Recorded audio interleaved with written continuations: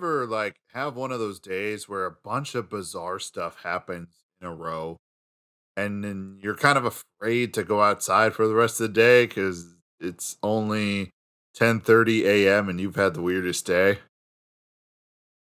Hello, welcome to a new episode of It Sure Is a Podcast. I apologize for the lack of an episode last week. It just wasn't going to happen. I just didn't have the scheduled time.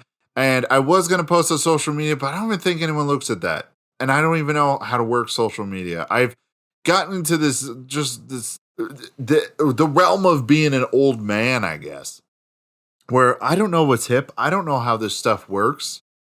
I'm not up to date on stuff. I thought you just put a hashtag and people could see it. Maybe people see it, but no one interacts with it. Who knows?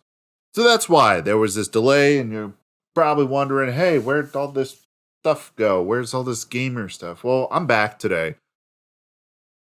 That was whenever someone does an apology video on YouTube or some other social media outlet, they always do a big sigh at the beginning. So that was my big sigh.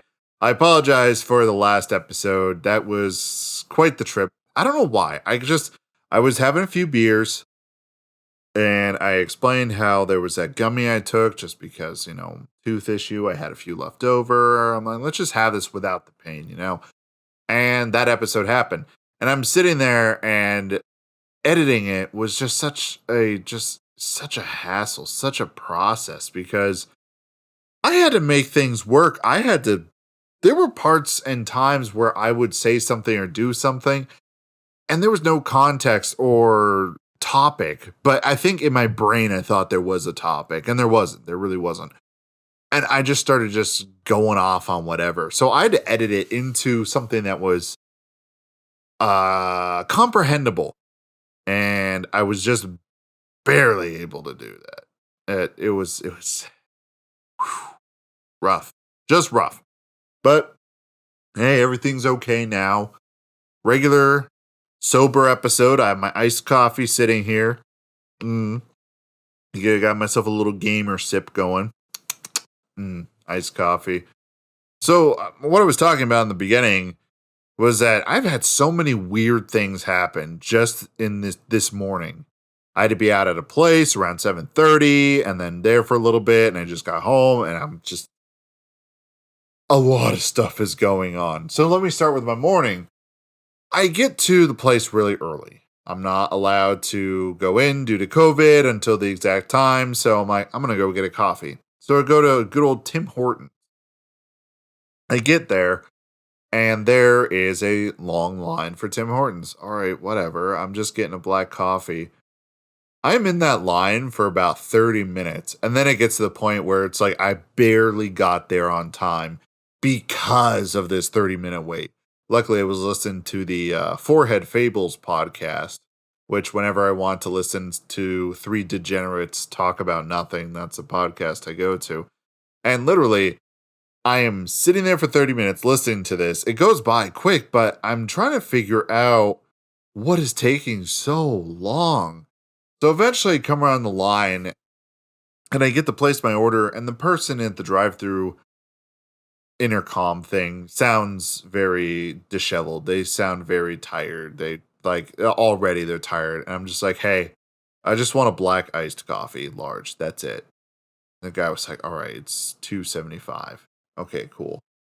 So I drive myself up through the line, and there's a car pulled over to the side, and just this lady screaming about this order, and the manager is standing outside with them. And this, you can hear this lady, and she's just losing her mind about how her order wasn't 100% correct. And I understand it's frustrating when that happens, but at the same time, they're more willing to work with you if you do it nicely. I don't understand why people don't get that. This lady had to just freak out. I guess that's the only way she knows how to communicate. So she was the reason the line was being held up, because she kept having issues, and the manager was like, please pull over so I can talk to you and we can work this out because you're holding up the line. And the only reason I know that is because I just started listening to the discussion well, the manager was discussing, the lady was just screaming. And at the same time, all this, because of the weather change, like I have allergies. So my nose is plugged. And I'm drinking this coffee and it makes me burpy. But I finally got my coffee and this lady's just freaking out. I'm like, all right, that's a little bizarre. So I'm driving and go do my work thing. Then I get out of there and I move on to the next spot, which is heading home. And when I head home, I get stuck behind an ambulance. Now, this ambulance isn't going anywhere. It doesn't look like there's anyone inside. It's just going wherever it's going. All right, great, cool. And I always like how with the ambulances, they have the turning signal that actually like forms an arrow and points.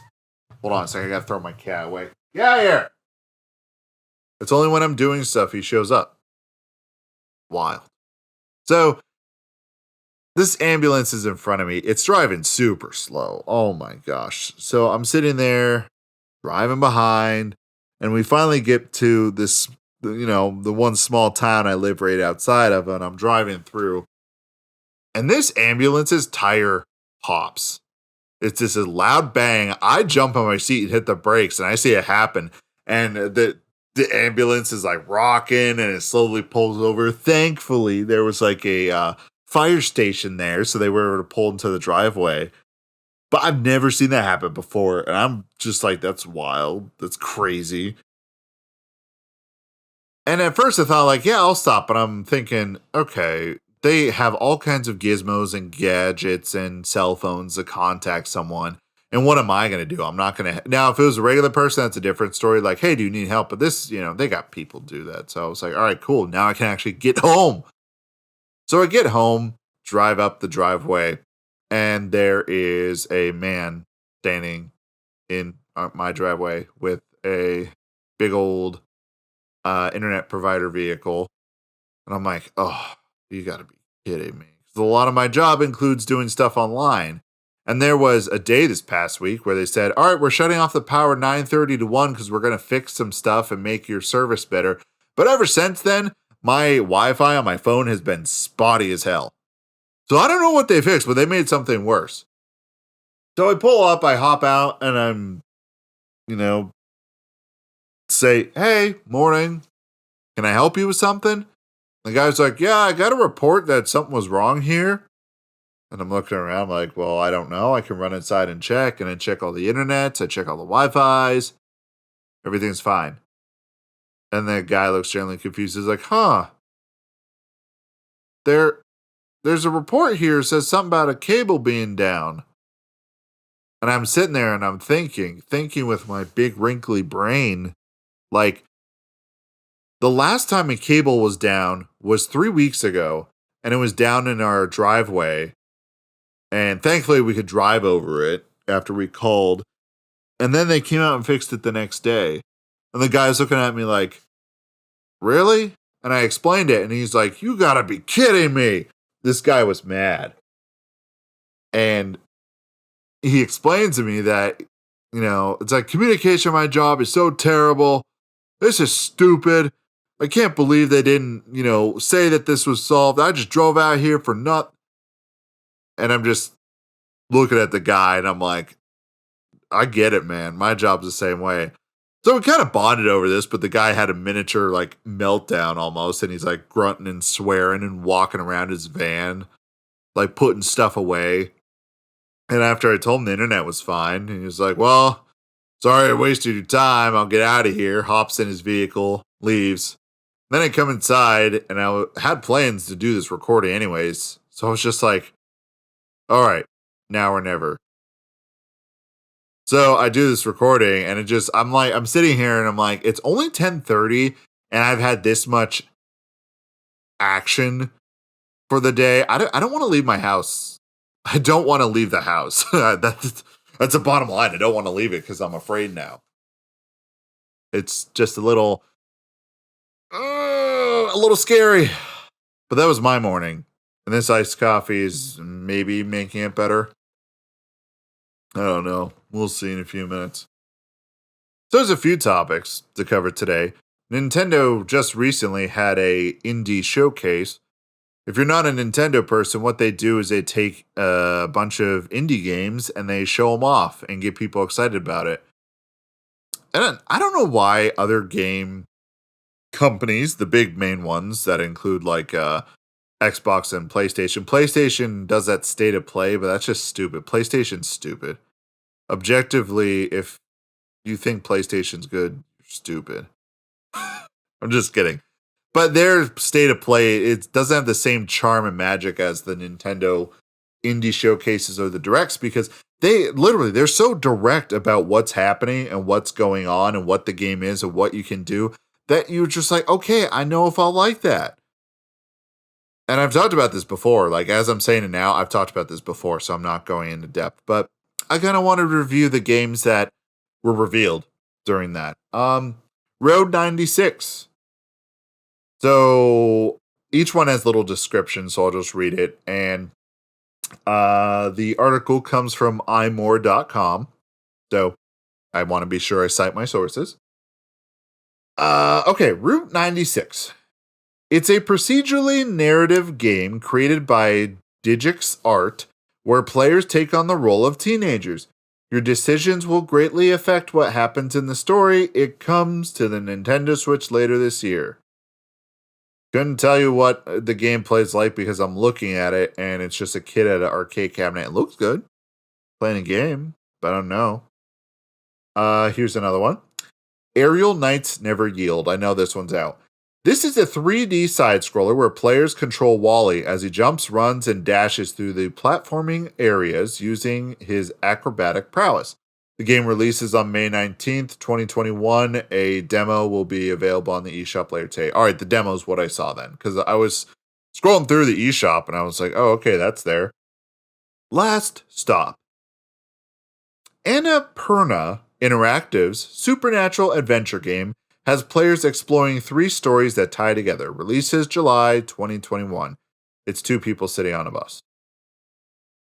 And the thing is, I know nothing about these games, so I'm giving you just a base description and the title. Maybe you look it up on your own time. I'm not your mom. Do whatever you want. Hindsight. Peer into memories and futures in this artistic game published by Annapurna Interactive will come to Switch later this year. Annapurna's doing the other one too. 2 games? Wild. This one interests me. Ollie Ollie World. Go on random road trips with your friends in order to find sweet places to skate with Roll7's upcoming skateboard game. It will come to Nintendo Switch this winter. Ollie Ollie was a game that I played way too much of on my PS Vita. I know, last episode we talked about the Vita.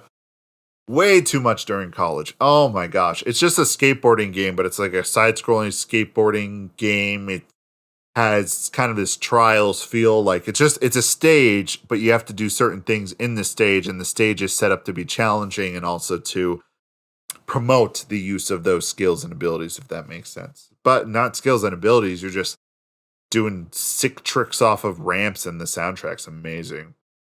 So I'm excited that Ollie Ollie's coming back into the world. You know, no pun intended. The Longing, which is one I've seen about before, but I'm never going to play it for one reason. Okay, let me see. In Studio Seufz? I apologize if I am just butchering that. Studio Seufz. I don't know what that spells. Upcoming title, you play as a shade servant who's waiting for your king to reawaken. However, it's going to take 400 days for that to happen. Pass the time by exploring and completing puzzles. It releases on Nintendo Switch later today. So it's like, I think it's a real, like Animal Crossing with a real time, like it's a real time game where you play for 400 days. Dude, I don't even have time to play the games I want to play, let alone wait for one. Like, I would purchase it, never play it after the 400 days and see what happens. But that might be interesting to you. If it sounds good, The Longing, look it up.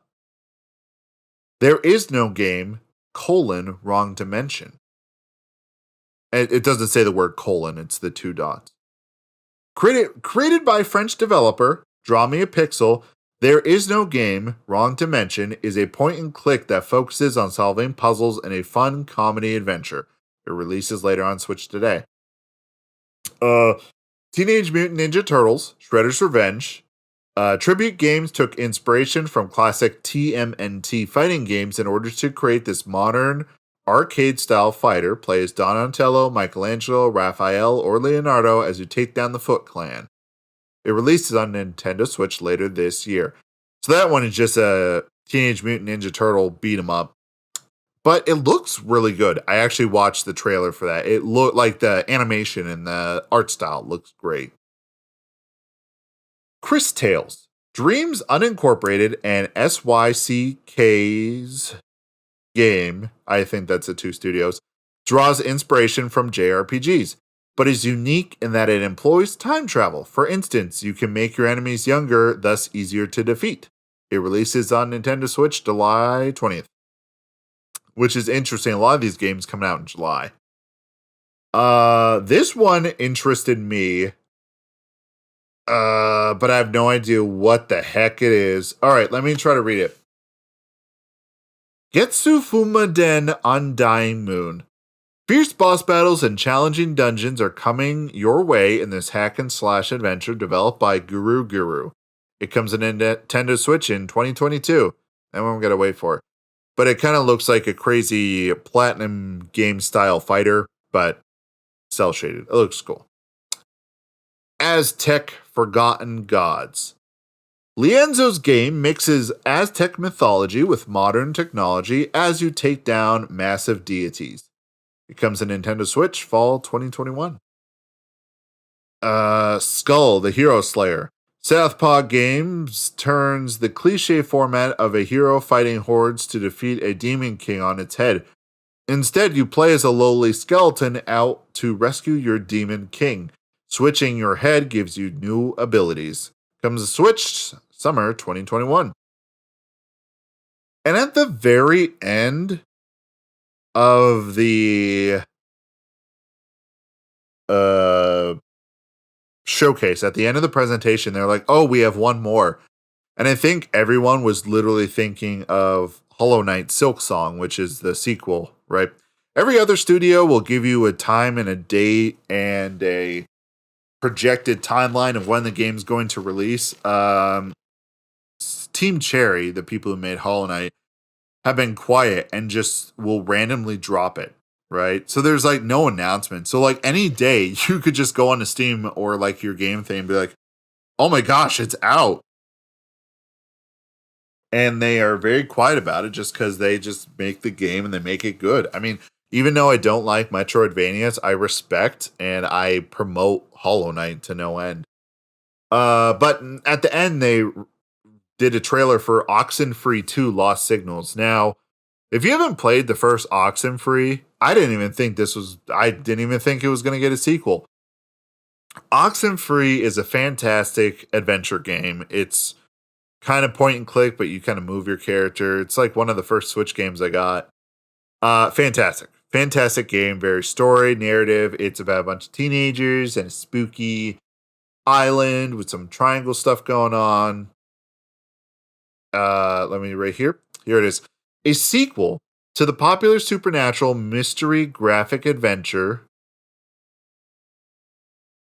Oh, all right. I read the sentence wrong. A sequel to the popular supernatural mystery graphic adventure is coming to Nintendo Switch sometime in 2021. Little was actually announced, and it was just the teaser. Yeah, pretty much. So what games were shown off that weren't talked about? House of the Dead remake, oh my gosh, if it's like the light gun shooter, that gets me rock hard. Those light gun shooters, the one where you're on rails and you just point and shoot, like the Wii was wonderful for this. I love games like that. Art of Rally, Kiwi, Labyrinth City, Pierre the Maze Detective. The Labyrinth City, Pierre the Maze Detective, that's all one thing. Weaving Tides, House of the Dead remake, like I said, Ender Lilies, Quietus of the Nights, that's all one title, Beast of Maraville Island, and Fez, which I thought Fez was already on the Switch, but apparently it wasn't. So I don't know. Just crazy. So that was what was on the indie showcase. And, me and myself have drifted more towards indie games more than, AAA games. It's rare I play AAA games. It's more common to play indie game. So I wanted to throw out some love for my, indie games.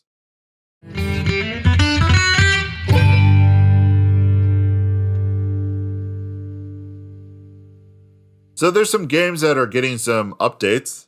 Let me go down the list here. So Temtem, the online MMO monster catching game, it's Pokemon but MMO and pretty cool.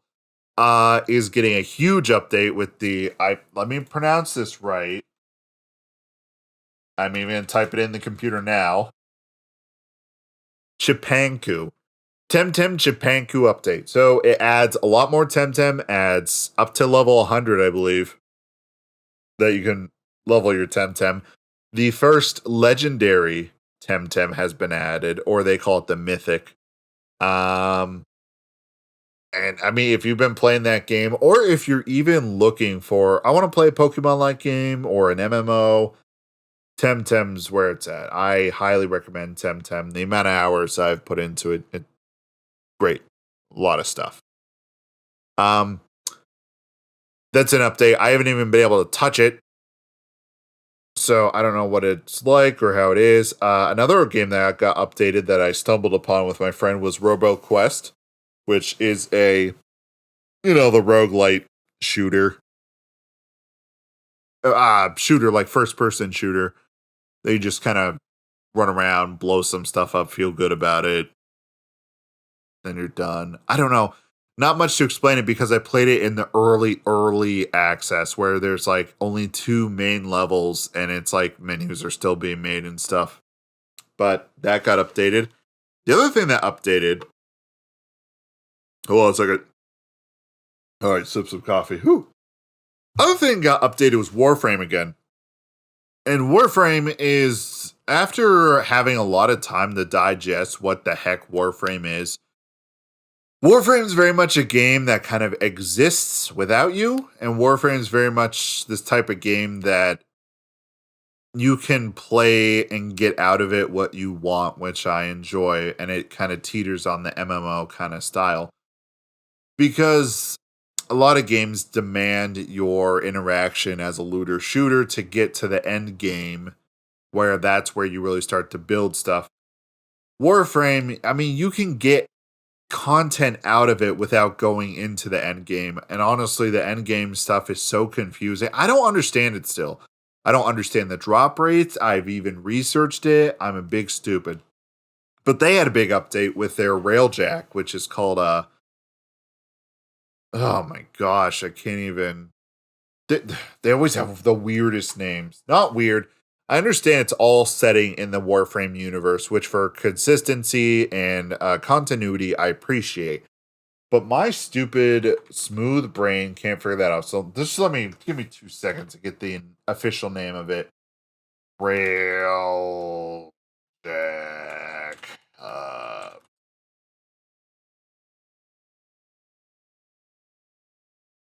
What's it called? All right, we're gonna have to go to the other thing.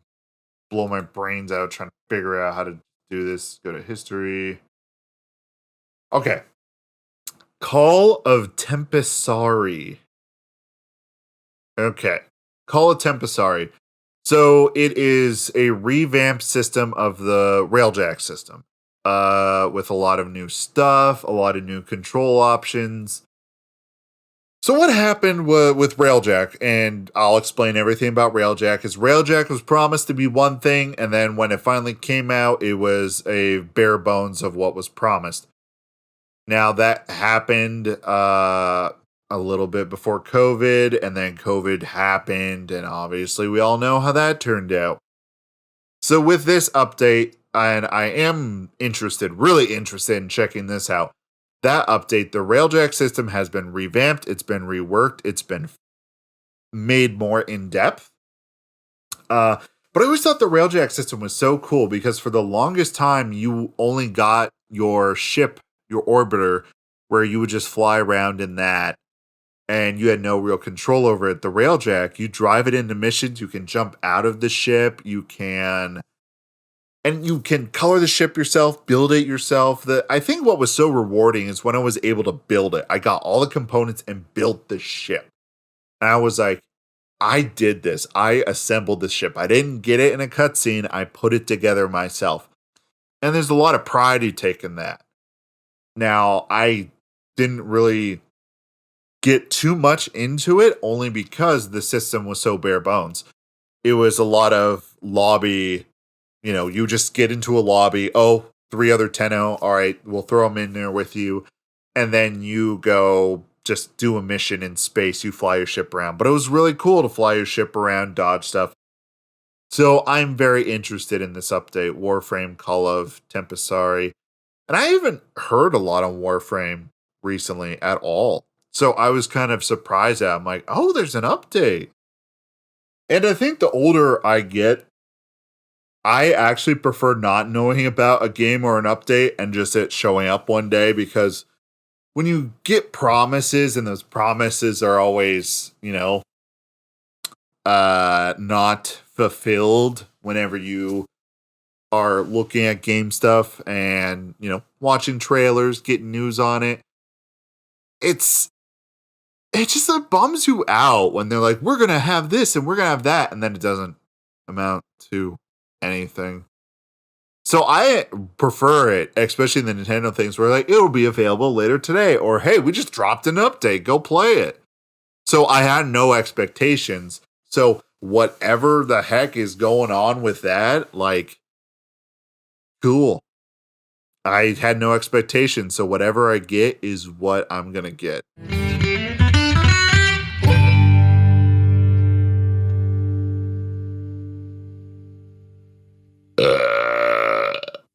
What else we got on the docket for today? What else we got cycling around here on my list here? Oh, yeah. So I have created one YouTube video that is not part of the It Sure Is a Podcast channel. It is under the title of Banos Balski. That is kind of my surname, or whatever name that it's called, the fake name. I think it's surname, but I could be wrong. I did a video on Hypercharge, a game that I play quite a bit of. It's very rough. It's a first video. I enjoy the process of it. And it was enjoyable to make the video and compile it and put it together. But I mean, it's something that I do on my own time. It's not something that I schedule, and it's not something that I do as I'm going to be a big YouTuber, because that's not I just need a creative outlet. Kind of like the podcast, right? I kind of created it as an outlet for me to just get all this stupid stuff in my brain out of my brain. And this was the outlet that I had. Yeah, making the podcast. And I'm curious, was anyone going to tell me that all of my, and maybe this is my fault for not looking into it, all of my thumbnails for my little thumbnails for like Spotify, Pandora, every site that I almost said iPod, I don't know why, my podcast is on, doesn't fit. Was anyone going to tell me? Because the app I use, I will put the thumbnail in there and it will just be like, oh, okay, we'll just pop it. We'll make it look great, beautiful, wonderful. It's exactly what you wanted. And then I was on Spotify listening to the Forehead Fables. And I'm like, hey, I want to check and see if mine's on here. Because it is, but I never looked at it. And I look and it's like all the thumbnails are zoomed in. I'm like, are you shitting me? Like, is this a joke? I never knew. This whole time, I never, ever knew. So people are probably glancing by the podcast and like, this looks low effort, which, I mean, partially it is, but the other part is that it's not meant to be low effort. I just didn't know. So I have to figure out the size and the parameters for what it looks for. But yeah, I found that out today and I was like, are you kidding me? I even put it down in my notes to bring this up and complain about it. Right there it says complain about thumbnail size. I wrote a note to complain just to be sure that I actually went ahead and complained. So today's a bit of a shorter episode. I've been saying that the last few times, but I get to a point where am I just exhausting myself and just talking about random stuff? I don't want to ramble. A lot of podcasts I listen to, I notice they do that at the end. There's no structure and they just ramble about nonsense. And I'm like, okay, I've lost interest. So I ain't going to keep you here either. So I appreciate you listening. If you want to support me and other endeavors, go check out that YouTube video. The channel's called Banos Balski. It's Thanos without the TH, and you put a B there. Balski, Balski.